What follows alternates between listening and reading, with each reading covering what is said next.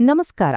ಗ್ರಾಮ ಸ್ವರಾಜ್ಯಕ್ಕಾಗಿ ನಂದಿ ಕೂಗು ಇದು ಕೇವಲ ಒಂದು ಅಭಿಯಾನದ ಹೆಸರಲ್ಲ.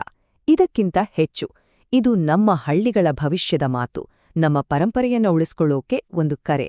ಬನ್ನಿ, ಈ ಕರೆಯ ಹಿಂದಿನ ಅರ್ಥ ಏನು, ಅದರ ಅವಶ್ಯಕತೆ ಎಷ್ಟಿದೆ ಅಂತ ಆಳವಾಗಿ ತಿಳಿದುಕೊಳ್ಳೋಣ. ನೋಡಿ, ಈ ಮಾತು ಎಲ್ಲದಕ್ಕೂ ಅಡಿಪಾಯ. ಬೇರುಗಳು ನಾಶವಾದರೆ ಮರ ಸದೃಢವಾಗಿ ಉಳಿಯಲಾರದು.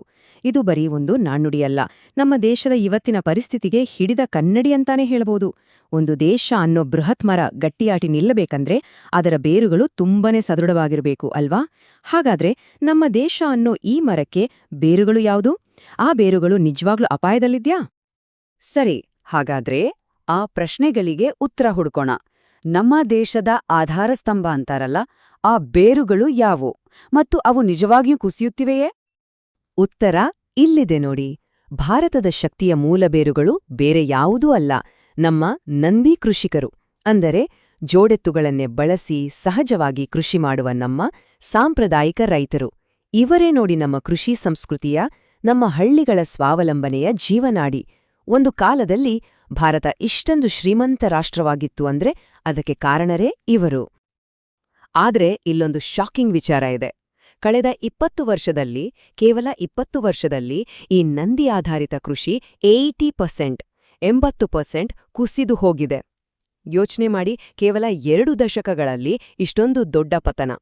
ತೈಲ ಆಧಾರಿತ ಟ್ರ್ಯಾಕ್ಟರ್ಗಳು, ರಾಸಾಯನಿಕ ಗೊಬ್ಬರಗಳಿಗೆ ಪ್ರೋತ್ಸಾಹ ಸಿಕ್ಕಿದ ಹಾಗೆ ಈ ನೈಸರ್ಗಿಕ ಕೃಷಿ ಪದ್ಧತಿಗೆ ಬೆಂಬಲವೇ ಇಲ್ಲದಂತಾಗಿ ನಮ್ಮ ಬೇರುಗಳೇ ಸಡಿಲ ಆಗ್ತಿವೆ. ನೋಡಿ, ಇಲ್ಲಿ 2 ದಾರಿಗಳ ನಡುವಿನ ವ್ಯತ್ಯಾಸ ಎಷ್ಟು ಸ್ಪಷ್ಟವಾಗಿದೆ. ಒಂದ್ ಕಡೆ ನಮ್ಮ ನಂದಿ ಕೃಷಿ, ಇದು ಸಹಜವಾದದ್ದು, ಸುಸ್ಥಿರವಾದದ್ದು. ನಮ್ಮ ಮಣ್ಣು, ನಮ್ಮ ಪ್ರಾಣಿ ಪಕ್ಷಿ, ನಮ್ಮ ನಂಬಿಕೆ ಎಲ್ಲದರ ಜೊತೆ ಬೆರೆತೋಗಿರೋದು. ಇನ್ನೊಂದ್ ಕಡೆ ಯಂತ್ರ ಆಧಾರಿತ ಕೃಷಿ. ಹೌದು, ಇದು ಹೆಚ್ಚು ಇಳುವರಿ ಕೊಡುತ್ತೆ ಅನ್ನೋ ಮಾತಿದೆ, ಆದ್ರೆ ಇದಕ್ಕೆ ಕೆಮಿಕಲ್ ಬೇಕು, ಪೆಟ್ರೋಲ್ ಡೀಸೆಲ್ ಬೇಕು, ಕೊನೆಗೆ ನಮ್ಮ ಮಣ್ಣನ್ನೇ ಬರಡು ಮಾಡುತ್ತೆ. ಹೀಗೆ ನಮ್ಮ ಬೇರುಗಳನ್ನೇ ನಾವು ಮರೆತು ಬಿಟ್ರೆ ಏನಾಗುತ್ತೆ? ಅದರ ಪರಿಣಾಮ ಒಂದಲ್ಲ ಎರಡಲ್ಲ, ಅದೊಂದು ಸರಪಳಿಯ ಹಾಗೆ, ಒಂದಕ್ಕೊಂದು ಕೊಂಡಿ. ಆ ಸರಪಳಿಯಲ್ಲಿ ಏನೇನಿದೆ ಅಂತ ನೋಡೋಣ ಬನ್ನಿ. ಮೊದಲನೇದಾಗಿ ಮಣ್ಣು ತನ್ನ ಸತ್ವ ಕಳ್ಕೊಳ್ಳುತ್ತೆ. ಆಮೇಲೆ ನಮ್ಮ ಸುತ್ತಮುತ್ತ ಇರೋ ಜೀವಜಂತುಗಳು ಮಾಯ ಆಗ್ತವೆ. ನಮ್ಮ ದೇಶಿ ಹಸು, ಎಮ್ಮೆ, ಆಡು ಇವೆಲ್ಲ ಕಾಣ್ದಾಗಾಗ್ತವೆ. ಅಷ್ಟೇ ಅಲ್ಲ, ಈ ಎತ್ತುಗಳನ್ನೇ ನಂಬಿ ಬದುಕ್ತಿದ್ದ ನಮ್ಮ ಕುಂಬಾರರು, ಕಮ್ಮಾರರು, ಅವರ ಗತಿ ಏನು? ನೋಡಿ, ಇದು ಬರೀ ಕೃಷಿಯ ಸಮಸ್ಯೆ ಅಲ್ಲ, ಇಡೀ ಹಳ್ಳಿಯ ಬದುಕಿನ ಪ್ರಶ್ನೆ. ಎಲ್ಲದಕ್ಕಿಂತ ಭಯಾನಕ ಅಂದ್ರೆ ಇದರ ಎಫೆಕ್ಟ್ ನಮ್ಮ ಆರೋಗ್ಯದ ಮೇಲೆ ಆಗ್ತಿದೆ. ಒಂದು ವರದಿ ಪ್ರಕಾರ ತುಂಗಭದ್ರಾ ಅಚ್ಚುಕಟ್ಟು ಪ್ರದೇಶದ ಕೆಲವು ಹಳ್ಳಿಗಳಲ್ಲಿ ಎಲ್ಲಿ ಈ ನಂದಿ ಕೃಷಿ ನಿಂತು ಹೋಗಿದ್ಯೋ ಅಲ್ಲಿ ಪ್ರತಿ 4 ಜನರಲ್ಲಿ ಒಬ್ಬರು ಕ್ಯಾನ್ಸರ್ನಿಂದ ಬಳಲುತ್ತಿದ್ದಾರೆ. ಅಬಬಾ, ರಾಸಾಯನಿಕಗಳ ನೇರ ಪರಿಣಾಮ ಇದು. ಈ ಸಮಸ್ಯೆ ಬರೀ ಹೊಲ, ಆರೋಗ್ಯಕ್ಕೆ ನಿಲ್ಲಲ್ಲ, ಇದು ನಮ್ಮ ನಂಬಿಕೆ, ನಮ್ಮ ಆಧ್ಯಾತ್ಮಿಕ ಅಡಿಪಾಯವನ್ನೇ ಅಲ್ಲಾಡಿಸ್ತಿದೆ. ಯಾಕಂದ್ರೆ ನಂದಿ ಅಂದ್ರೆ ನಮ್ಮ ಗುರು, ವಿರಕ್ತ ಮಠಗಳಲ್ಲಿ, ಶಿವನ ದೇವಸ್ಥಾನಗಳಲ್ಲಿ ಪೂಜೆಗೊಳ್ಳುವ ದೈವ. ಆ ನಂದಿ ಸಂಪತ್ತೇ ಇಲ್ಲ ಅಂದ್ರೆ ನಮ್ಮ ಆಧ್ಯಾತ್ಮಿಕ ಶಕ್ತಿಯ ಮೂಲವೇ ಬತ್ತಿಹೋದಾಗೆ ಅಲ್ವಾ? ಸರಿ, ಇಷ್ಟೆಲ್ಲ ಸಮಸ್ಯೆ ಇದೆ, ಇದಕ್ಕೆ ಪರಿಹಾರನೇ ಇಲ್ವಾ? ಖಂಡಿತ ಇದೆ. ಇಲ್ಲೊಂದು ಬೆಳಕಿನ ಕಿರಣ ಕಾಣ್ತಿದೆ. ಅದೇ ನಂದಿ ಕೂಗು ಅಭಿಯಾನ. ನಮ್ಮ ಸಡಿಲವಾಗ್ತಿರೋ ಬೇರುಗಳಿಗೆ ಮತ್ತೆ ಜೀವ ತುಂಬೋಕೆ ಹೊರಟಿರೋ ಒಂದು ಪ್ರಯತ್ನ. ಈ ಅಭಿಯಾನದ ಸ್ಪೆಷಾಲಿಟಿ ಏನು ಗೊತ್ತಾ? ಇದು 2 ದೊಡ್ಡ ಶಕ್ತಿಗಳನ್ನ ಒಂದು ಮಾಡ್ತಿದೆ, ಆಧ್ಯಾತ್ಮ ಮತ್ತು ವಿಜ್ಞಾನ. ಒಂದು ಕಡೆ ನಮ್ಮ ಧರ್ಮಗುರುಗಳು, ಸ್ವಾಮೀಜಿಗಳು ಪಕ್ಷಭೇದ ಮರೆತು ನಂದಿ ಪರವಾಗಿ ಧ್ವನಿ ಎತ್ತಿದರೆ, ಇನ್ನೊಂದು ಕಡೆ ನಮ್ಮ ಸೈಂಟಿಸ್ಟ್ಗಳು, ವಿಜ್ಞಾನಿಗಳು ಅದಕ್ಕೆ ಬೇಕಾದ ವೈಜ್ಞಾನಿಕ ಪುರಾವೆ ಕೊಟ್ಟು ಹೊಸ ಹೊಸ ಟೆಕ್ನಾಲಜಿಗಳನ್ನ ಕಂಡುಹಿಡಿದು ಸಪೋರ್ಟ್ ಮಾಡ್ತಾರೆ. ಪರಂಪರೆ ಮತ್ತು ಪ್ರಗತಿ ಎರಡೂ ಕೈಜೋಡಿಸಿದ ಹಾಗೆ. ಹಾಗಾದ್ರೆ ಈ ಅಭಿಯಾನದ ಕೊನೆ ಗುರಿ ಏನು? ಒಂದೇ ಒಂದು ಪದದಲ್ಲಿ ಹೇಳಬೇಕು ಅಂದ್ರೆ ಗ್ರಾಮ ಸ್ವರಾಜ್ಯ. ಅಂದ್ರೆ ಹಳ್ಳಿಗಳು ತಮ್ಮ ಕಾಲ್ಮೆಗೆ ತಾವು ನಿಲ್ಬೇಕು. ಹೇಗೆ?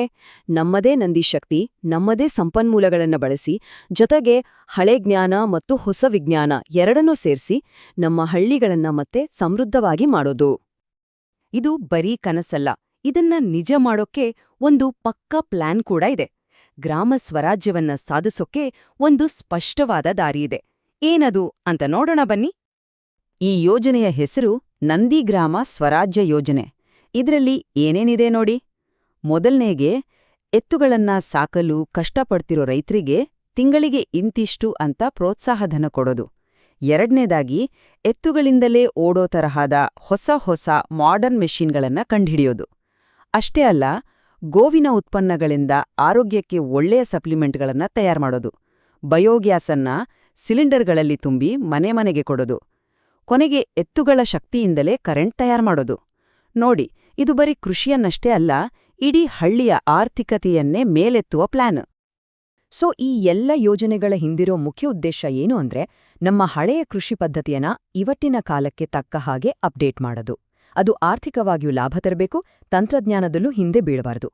ನಾವು ಹಿಂದೆ ಹೋಗ್ತಿಲ್ಲ, ನಮ್ಮ ಬೇರುಗಳನ್ನ ಭವಿಷ್ಯಕ್ಕೆ ಕೊಂಡೊಯ್ಯುತ್ತಿದ್ದೇವೆ. ಕೊನೆಗೆ ಈ ಒಂದು ಪ್ರಶ್ನೆ ನಮ್ನೆಲ್ಲರಿಗೂ. ನಮ್ಮ ಸಂಸ್ಕೃತಿಯ, ನಮ್ಮ ಅಸ್ತಿತ್ವದ ಮೂಲ ಆಗಿರುವ ನಂದಿ ಇವತ್ತು ನಮ್ಮ ಸಹಾಯಕ್ಕಾಗಿ ಕೂಗ್ತಿದೆ. ಆ ಕೂಗಿಗೆ ನಮ್ಮ ಉತ್ತರ ಏನು? ಈ ಬಗ್ಗೆ ನಾವೆಲ್ಲರೂ ಯೋಚನೆ ಮಾಡಲೇಬೇಕು.